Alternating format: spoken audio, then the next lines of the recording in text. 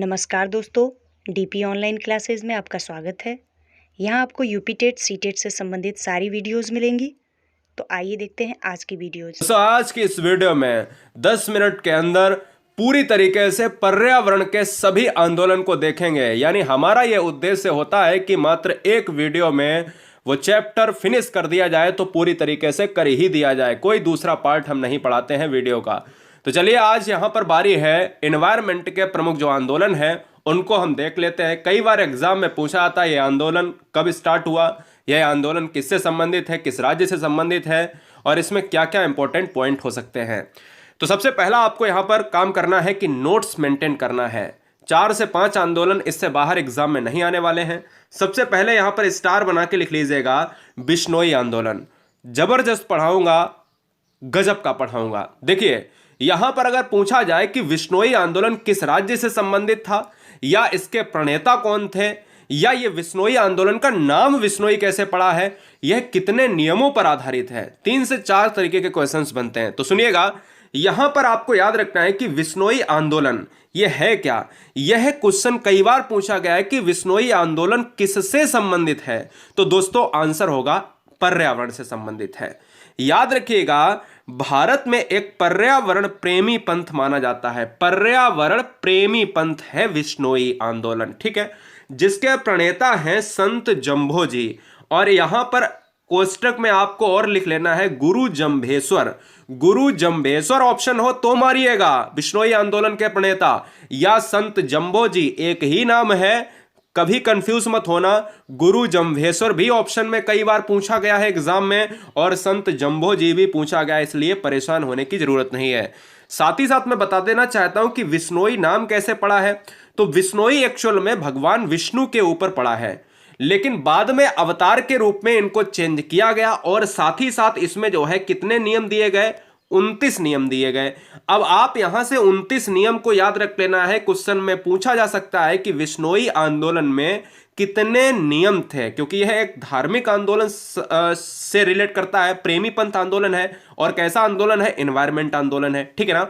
29 नियम कैसे, बिश्नोई को अगर आप तोड़ोगे तो 20 आएगा ना, स्टार्टिंग में 20 और नोई में देखिए 9 निकल रहा है ना, तो 20 + 9 = 29, इसलिए इसका नाम बिश्नोई आंदोलन भी पड़ा है। इसीलिए इसमें 29 जो है नियम दिए गए, भगवान विष्णु के अवतार के रूप में इसका नाम बिश्नोई भी रखा गया, ठीक है। कौन सा राज्य था, राजस्थान। याद रखिएगा राजस्थान का पार्ट बिश्नोई आंदोलन से जुड़ा है, यह कभी मत भूलना। यहां पर आपको लिख लेना है खेजड़ी। खेजड़ी गांव की बिश्नोई ने अपनी 3 बेटियों सहित अपने प्राणों की बलि दे दी थी। नियम क्या है, याद रख लेना है, वनों को काटने को रोकने के लिए। इसमें कितनी महिलाओं ने अपनी जान दी, लगभग 363 महिलाओं ने अपनी जान दी है बिश्नोई आंदोलन में। तो सारे फैक्ट आपको बता दिए हैं पूरी तरीके से। अब बात कर लेते हैं चिपको आंदोलन। देखिए दोस्तों, कई बार एग्जाम में पूछा जाता है चिपको आंदोलन के जनक या प्रणेता कौन है, चिपको आंदोलन किस राज्य से संबंधित है, चिपको आंदोलन किस जिला से संबंधित है, चिपको आंदोलन किस गांव से संबंधित है। तो 3 से 4 क्वेश्चन आपके बनेंगे। तो आपको याद रखना है चिपको आंदोलन क्या है। तो यह एक पर्यावरण आंदोलन है। किससे संबंधित है, वनों को कटाव के लिए रोकने के लिए, यानी जो वन को काटा जा रहा है उसको रोकने के लिए। नाम कैसे पड़ा, चिपकना। जब भी वनों को या पेड़ों को काटा जा रहा था तो याद रखिएगा वहां के लोग चिपक जाते थे पेड़ों से, तो इसलिए इसका नाम चिपको आंदोलन पड़ गया। फैक्ट याद रखिएगा, है ना, बहुत बारीकी से पढ़ाऊंगा। प्रणेता कौन है, श्री चंडी प्रसाद भट्ट। अच्छा, सहायक कौन है, श्री सुंदरलाल बहुगुणा, कामरेड गोविंद, गौरा देवी।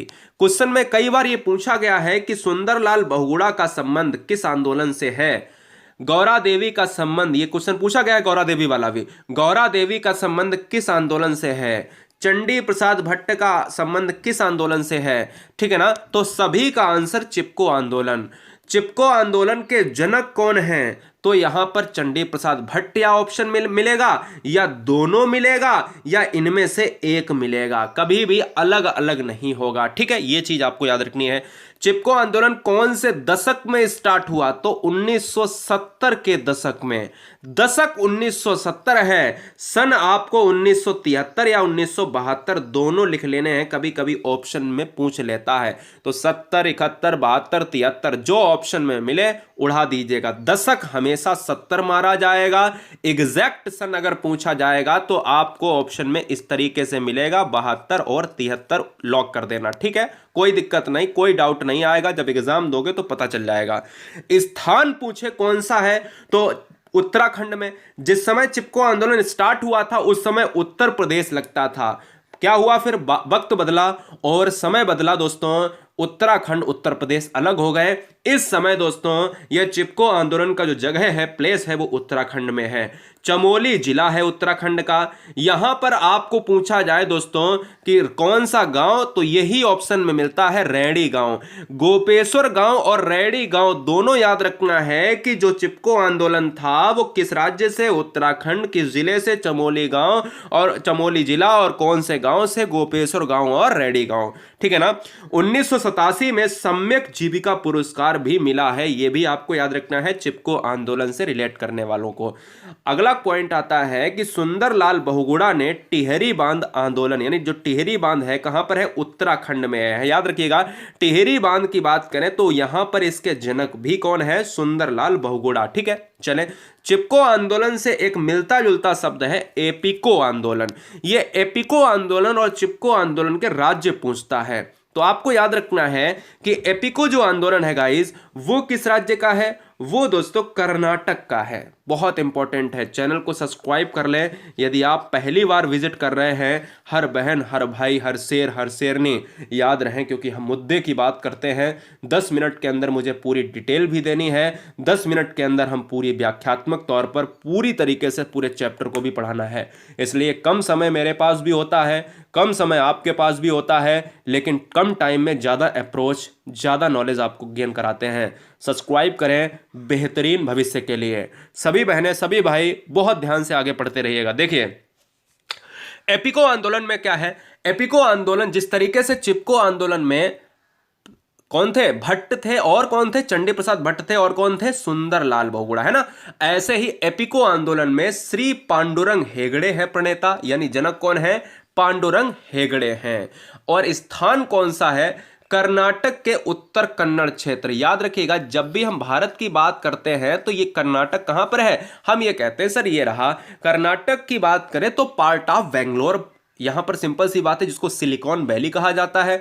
और हम ये कहेंगे कि कर्नाटक आपको भूलना नहीं है कि एपिको आंदोलन कर्नाटक से, चिपको आंदोलन उत्तराखंड से। किस सन में हुआ? 1983 में एपिको आंदोलन को अंजाम दिया गया। नारा क्या था?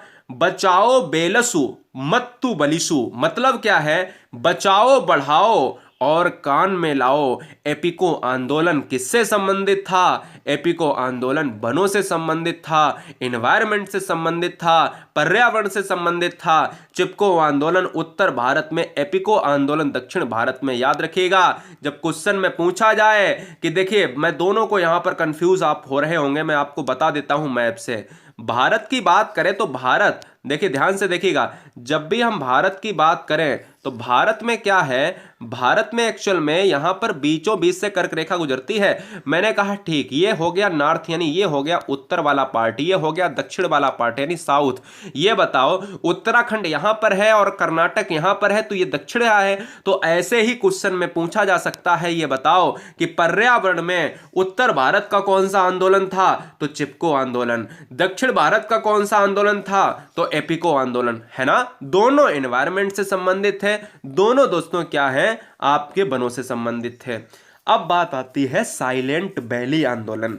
साइलेंट वैली आंदोलन कब हुआ? साइलेंट वैली आंदोलन कहां हुआ? साइलेंट वैली आंदोलन का कौन सा जिला है या किस राष्ट्रीय पार्क से या किस जल विद्युत परियोजना से संबंधित है? तो साइलेंट वैली भारत में कहां पर है? तो याद रखिएगा, साइलेंट वैली भारत में केरल क्षेत्र में है। और ये केरल क्षेत्र वाला पार्ट जो है पश्चिमी घाट का पार्ट है। यहां केरल है दोस्तों, ये वाला पार्ट, और यहां तमिलनाडु है। केरल से संबंधित एक क्वेश्चन पूछा जाता है कि साइलेंट वैली भारत में कहां स्थित है? तो है केरल में। साइलेंट वैली के अलावा यहां से क्वेश्चन आता है कि ये बताओ फ्लावर वैली भारत में कहां पर है, तो उत्तराखंड में है। फ्लावर वैली यानी फूलों की घाटी उत्तराखंड में है, जबकि साइलेंट की घाटी यानी शांत घाटी कहां है, वो है केरल में। कब आंदोलन स्टार्ट हुआ? 1973 में। स्थान क्या था? केरल के कुंती पुंज नदी। याद रखिएगा, केरल तो भूलना ही नहीं है, रिवर भी आपको याद रखना है, कुंती पुंज रिवर है। और परियोजना कौन सी है उस नदी पर? कुद्रेमुख जल विद्युत परियोजना। याद रखना है, कुद्रेमुख जो है एक आपका खान भी है, कुद्रेमुख जो लौह के लिए जानी जाती है, जो कर्नाटक में स्थित है, ठीक है ना, उसी की सीमा पर, यह भी आपको याद रखना है। साइलेंट घाटी की बात करें तो यह जो है साइलेंट वैली राष्ट्रीय पार्क यानी जो है आपका पालक्कड़ जिले में है, जिसमें जो है इससे रिलेट करेगा साइलेंट वैली आंदोलन, ठीक है। इससे ज्यादा आपका एग्जाम में पूछा नहीं जाएगा।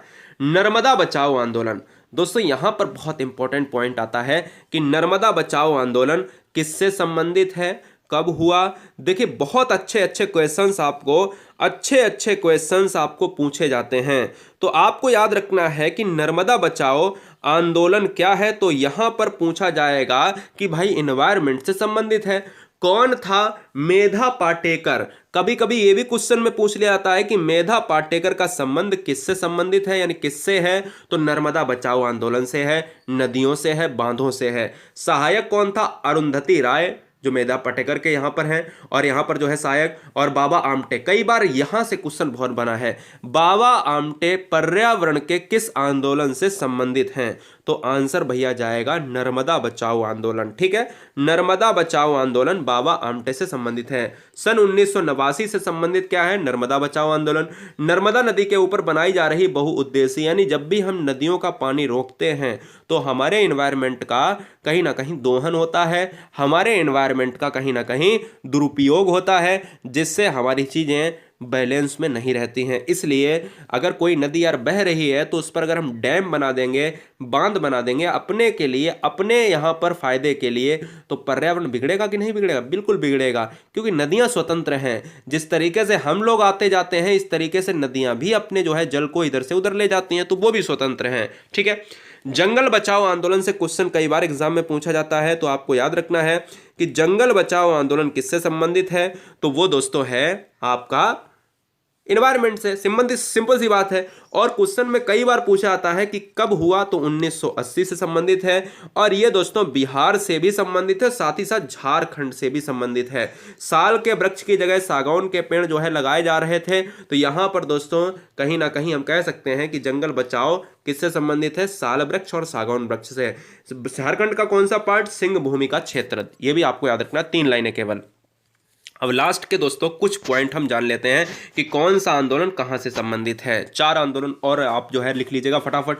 कभी कभी क्वेश्चन में यह पूछ लिया जाता है कि भारत का जल पुरुष किसे कहा जाता है, तो राजेंद्र सिंह को कहा जाता है, जिसको वाटरमैन ऑफ इंडिया एक उपाधि दी गई है। ऐसे ही मैं आपको बताऊंगा आगे। फिलहाल पहला यहां पर और स्टार बना के लिख लीजिएगा, मिट्टी बचाओ आंदोलन के जो है प्रणेता कौन है? आंसर जाएगा बाबा आमटे। किस राज्य से संबंधित है? मध्य प्रदेश से। गंगा मुक्ति आंदोलन के जो है प्रणेता कौन है? अनिल प्रकाश। किस राज्य से संबंधित है? बिहार, भागलपुर से। बंबई बचाओ आंदोलन बंबई समिति के द्वारा कहां से संबंधित है? नाम से ही पता चल रहा होगा, महाराष्ट्र, बंबई, यानी अब नया नाम है मुंबई। पानी रोको आंदोलन राजेंद्र सिंह, इसीलिए यहाँ पर वाटरमैन ऑफ इंडिया कहा जाता है। और ये कहां से संबंधित है? राजस्थान से। ऐसे ही हमारे और वीडियोस देखने के लिए हमारे चैनल को लाइक करें, सब्सक्राइब करें